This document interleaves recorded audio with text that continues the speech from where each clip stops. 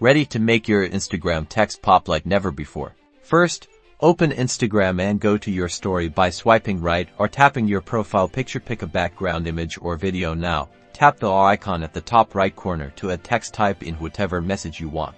Now, select your text and tap the color wheel at the top. Pick a bright color that will work as your highlight. Duplicate the text box and change the color to something that stands out from the background.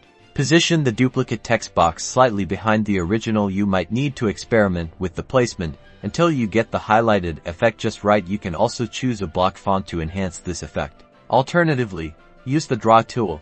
Select the marker icon, pick a bright color from the color palette and adjust the marker thickness using the slider. Carefully draw a line behind your text, creating that highlight effect. There you have it, multiple ways to highlight text and make your Instagram stories stand out.